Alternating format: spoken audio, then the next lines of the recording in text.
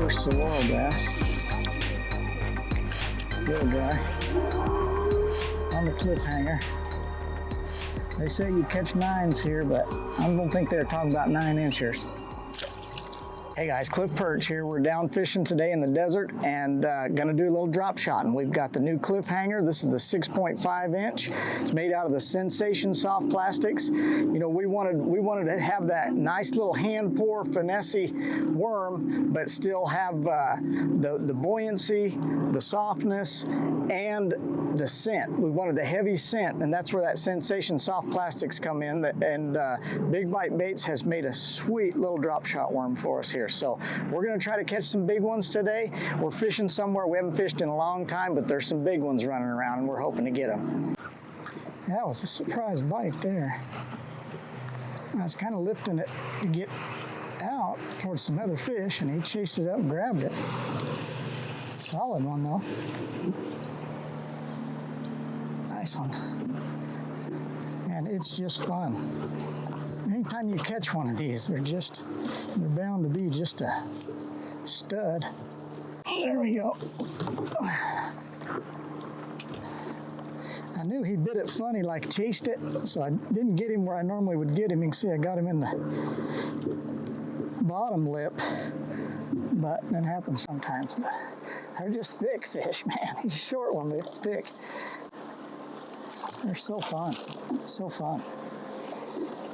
They do seem to like the Vegas flash color the best today. We caught a couple on the double purple. We haven't tried a lot of other stuff, but like I said, the water's real kind of dingy with a lot of green algae bloom. So, you know, we're kind of wanting to go with those little bolder colors, stronger colors. So that's kind of what's been working. Okay guys, so I'm going to show you my drop shot rig here. I'm going to rig one weedless and one wacky with a nose hook. And so I'm going to take I got a little straight shank Gamakatsu hook. It's a 1/0 light wire. I want a light one because I'm using light gear, spinning rod. You don't want a big powerful hook because you're using a soft rod. So I'm going to take and go up about 12, 14 inches. 1, 2, 3, 4, 5, 6, 7. I use that weight on my hook just for efficiency. Go through that little loop right there. It's a nice easy knot, San Diego jam knot, I think they call it. And then I'm going to go back through the top of the hook with the tag line to make sure it kind of points up. I want it to point up. That way I'm always setting the hook into the fish's mouth, you know. And so that's what that running your tag line through there does. And then I'm just going to get a little light knot on this drop shot weight so it doesn't break off too easy. And then we'll get our worm here. Let me see.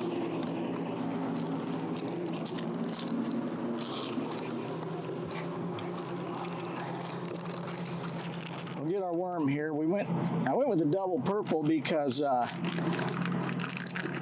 you know, it is clear.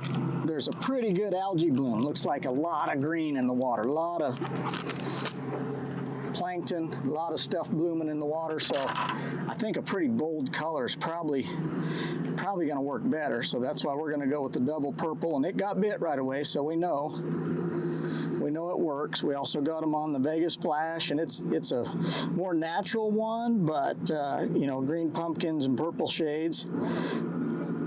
And so it's a little darker too and gets bit. So we got a couple colors working. That's my weedless rig. I want to be able to go in and out of that cover when I see that structure out there, or that brush pile. I want to follow in it, be able to fish it, and not get hung getting out of it. So that's why we rigged a weedless one. And then, like I said, we also did this wacky style.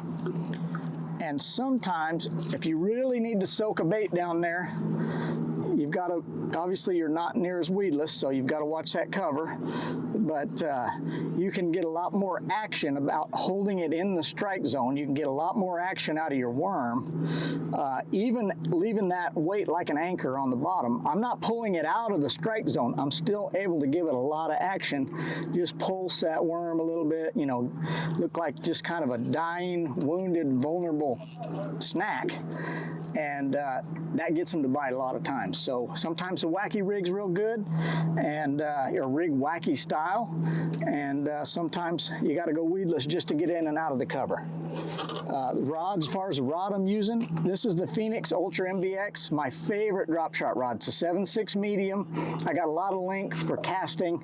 I can get it way out there, but I can also move a lot of line and you know, straighten that line out when you set the hook quick. So I like a little longer rod. A lot of folks like a 7 foot. I like the 7.6, and it's just something I've gotten used to using, and really good fish fighting setup, especially with light line. You know, when I'm using light line, that's why I want to go with spinning gear. So I'm using spinning gear anytime I'm trying to, you know, light line drop shot, Neko rig, wacky rig, things like that, small swim baits, Ned rig, things like that are generally when I'll go with the spinning gear. And it's because they've got a superior drag system. You know what I mean? You can set that and it always works. On a bait caster, it tends to dig into the spool, and the drag system when you're using lighter line isn't quite as good as a spinning rod. So I like that. The other thing I really like, when I see them underneath me, I can open that bail and drop. There's no resistance. It just goes. On a bait caster, I have to peel, because there's a little resistance on there. So that's the other thing that makes a spinning rod setup a little bit more efficient for drop shotting. So that's what we got today. We're going to try to catch a couple more.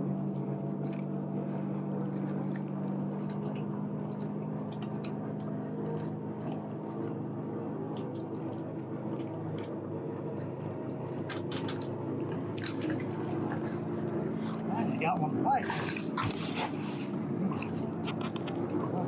Better grade of fish.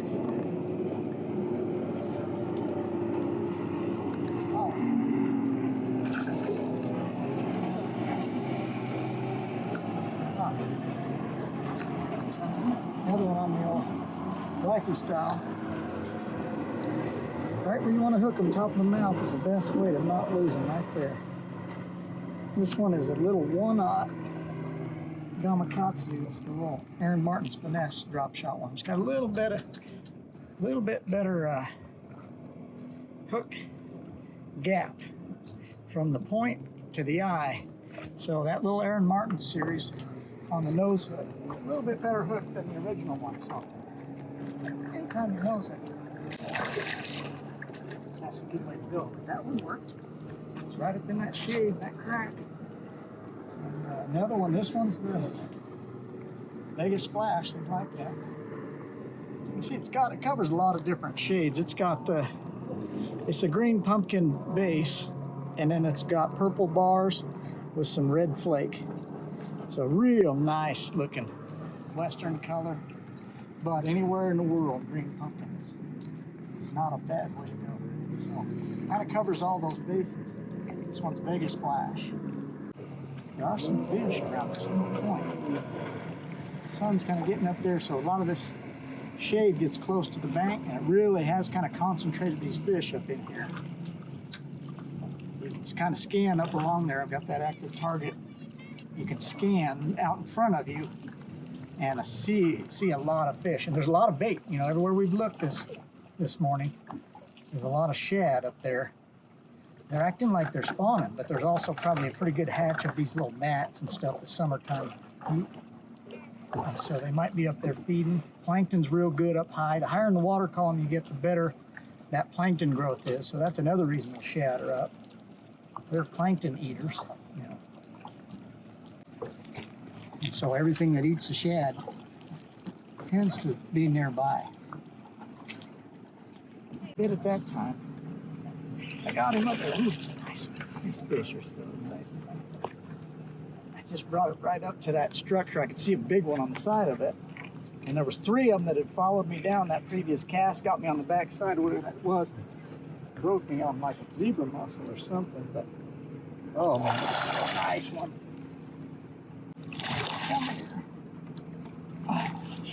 They're fun when they look like that. The lake's got some healthy ones. Got that. That's how you want to hook them, right in that upper lip. I had this one. I had one rigged weedless to get in the trash, and then I had this one rigged wacky, and I had to rethrow with the wacky one, and hooked him right where you want to hook him. But didn't know what color. We got bit first on the double purple, and this one's the Vegas flash. So we got a couple different colors they're biting. Got us a good one there. He looks like he bit something that broke someone off. We're gonna maybe do a little surgery or helping him out, get that out of there. But it's a good one. It's a good one. On the cliffhanger. That was fun. I see some fish up there along that point. Let's see if I might trigger them.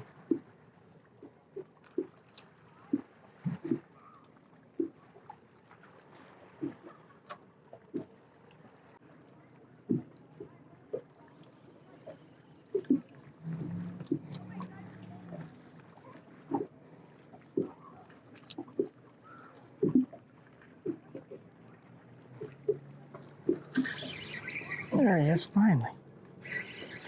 Feels like a good one. Let's see.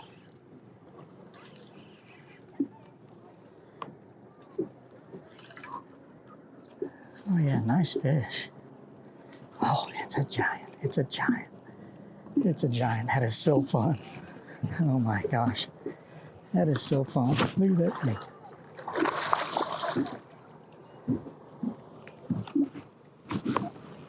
That is so fun. The guy shouldn't have this much fun. Oh my gosh. Oh my gosh. That's a big one.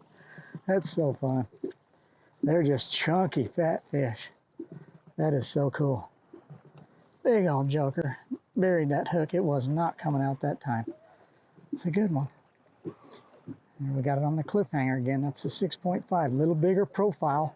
A lot of guys like that 6-inch drop shot worm. We wanted to meet that zone for folks, and it works good. Look at that big old fat joker. That is awesome. Oh man, pretty fish. Gosh, it's so fun.